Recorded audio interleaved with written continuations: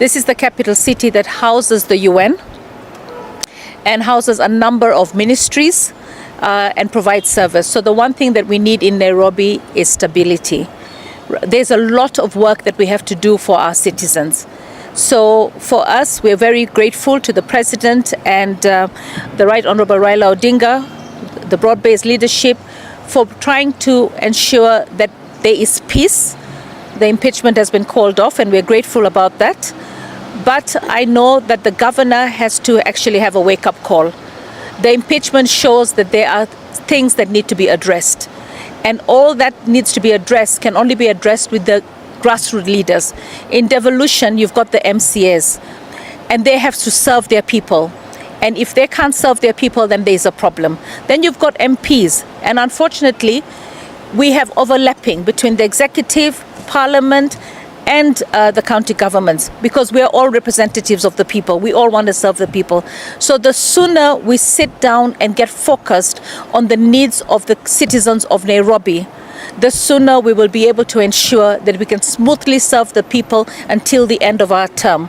So for me, I want to say that there are things that the ward, like the ward fund, that need to be looked into. I mean, you go into some of the remote wards here in Nairobi, and you think, you know, it's terrible. It looks worse than the rural areas. So we need to make sure that we actually fix our roads, fix our sewer system, collect our garbage, ensure that the bursaries. I mean, other counties have been able to figure out how to sort out the bursaries. We gave out 1 billion shillings in bursaries, and now we are stuck. Some of those students might be sent home, and yet we promised them 4 years of education.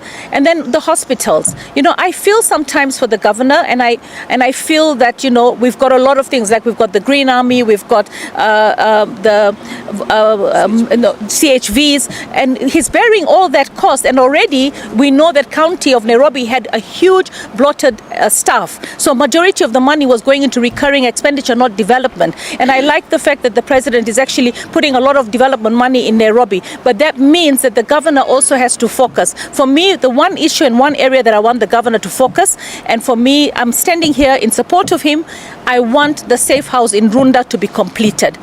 I want to make sure that also we are able as a county to lead by example.